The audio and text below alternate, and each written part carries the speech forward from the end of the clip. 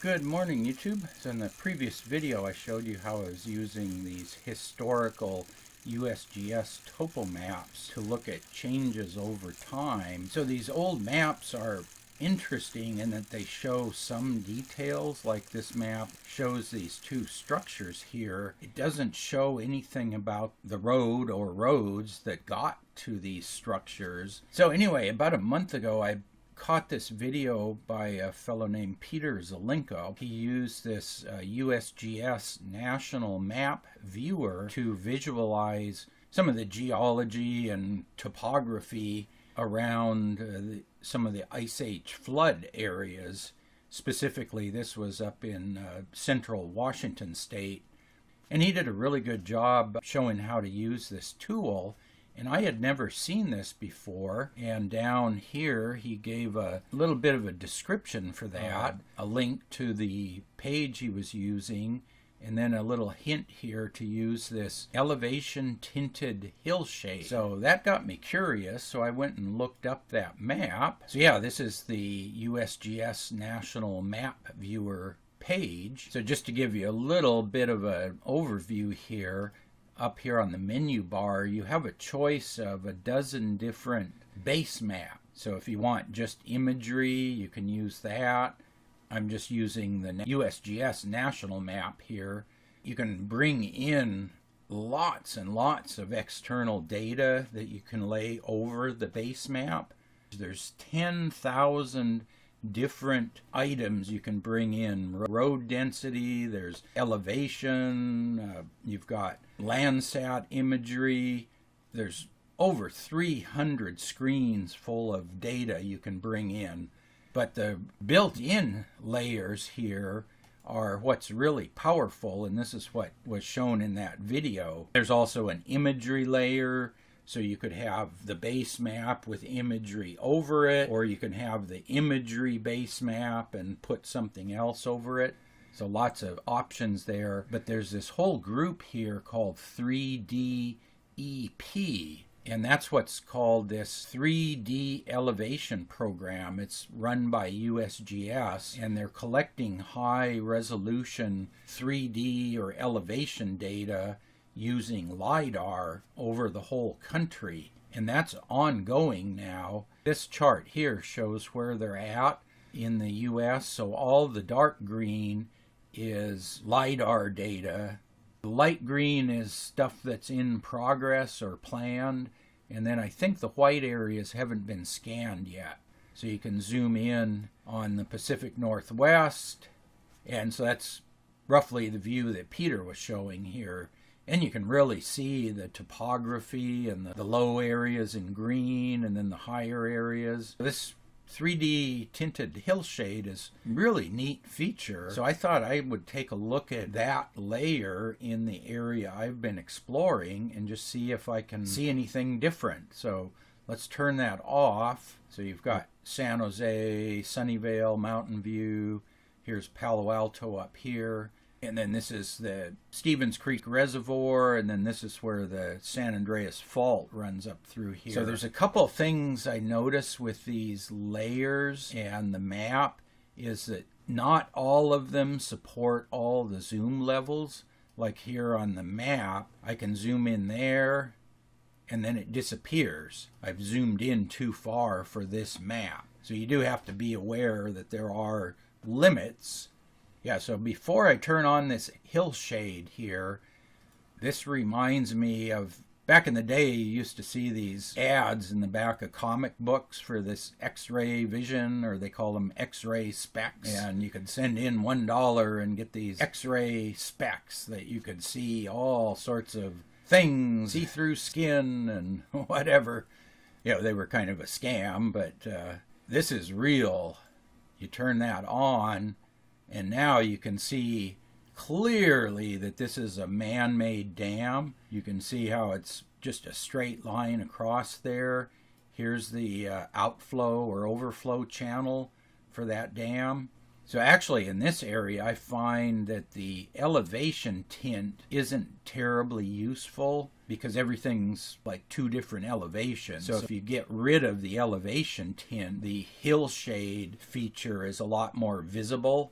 And I think what they do with the hillshade is they're basically projecting light and then using the 3D topography to cast shadows. So I think they're coming over here. I don't know where the light source, maybe it's upper left coming down here, so you can see you've got dark shadows over here, and then this side of the creek is really light. So I think they're bringing light in from the side. You might say, well, why not just use the aerial imagery? Isn't that good enough? Well, here's the aerial imagery. You can see the road, and you can see these open areas where they replanted after they did the construction here, but you can't see anything. You can't see the pond, you can't see the creek. It's there, but you can't see it. But if you turn on the hillshade, suddenly all the trees disappear and you can see right through to the ground level. So that's what's really powerful with this hillshade. A couple of trips I made. One is I came across the bridge and then I hiked up here into the pond area. And then on the other trip I came up here and hiked down this area and then across. And then you can see there's a really faint trace up there. And I think that's the old road I hiked up. And I think they just built the overflow channel down the old road because it was a convenient way to get up there. From this map and from the ground, the overflow used to run all the way down here and then into the creek. And then it probably silted in right here and then started overflowing farther upstream and came out here and down into the creek, and then this plugged up, and then it started cutting a new channel farther up. And that's what I saw when I hiked out there, was this looked really freshly eroded, where this had started to grow over already. Pretty much the map confirms what I saw on the ground, but you can see here that there used to be a road continuing all the way down here. Looking at this, I saw that there was probably a road coming up here too, and then there's even a third road that comes up this hillside and hooks in over here. So there's a bridge right here, and that bridge was probably around back then, and it lets you go over this way and up. So yeah, this area here actually had 3 different roads feeding it. And then the other thing I was looking at on the 1961 map, it showed a dwelling or structure up here. And then the 1897 map showed a road that came up this canyon and actually went up here. So you can actually see traces of that road up here.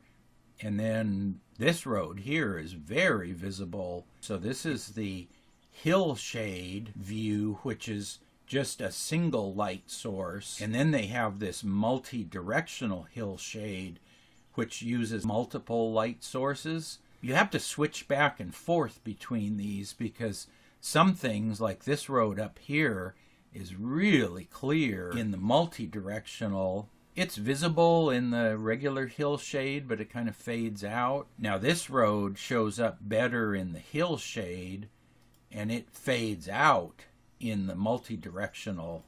But then you can see over here, like the overflow channel is really clear. You can see the road is much wider in the multi-directional. Here it's just a faint line. So you have to play around with these 3 here. There's the elevation tinted, shows certain things. The multi-directional shows other details. And then the regular, the plain hillshade shows other details. You can't just pick one. You have to try all of them and see which works best for your particular area.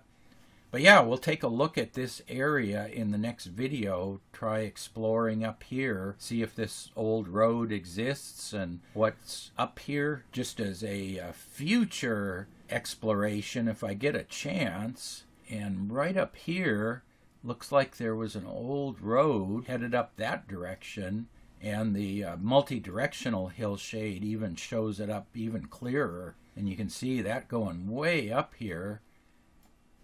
And I think it goes clear up here, but then there was also signs of a trail or something up this side too. So there's a lot of detail you can see up here. So there is one major limitation of this Hillshade feature, is that this is a web page. I zoom out. It takes a while for the web application to download that information.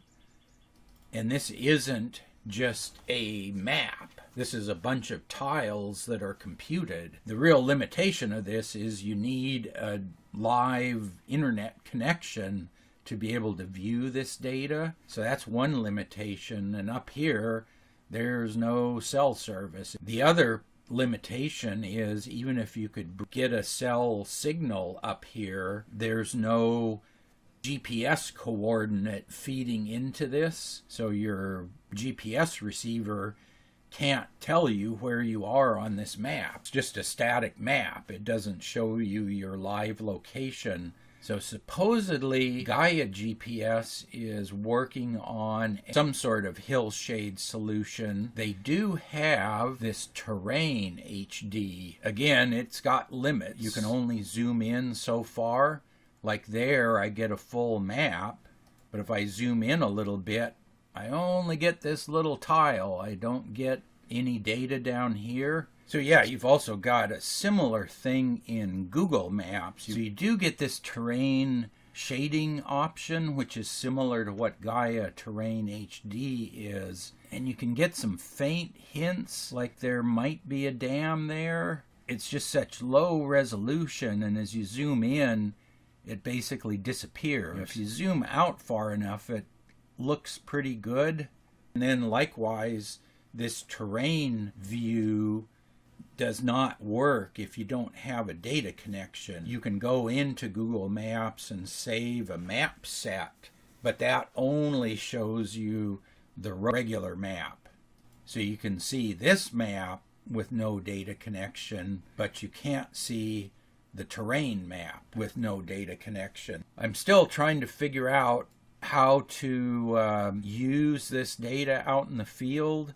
It is a really powerful tool, and I'm hoping that at some point Gaia GPS includes some version of this map or this layer in their application for offline use. This map is really powerful, so I'll be showing you more of this in the future, but I just wanted to introduce this. And if you haven't seen it, it's really neat for looking at this kind of information, looking for old roads or old building sites, things like that.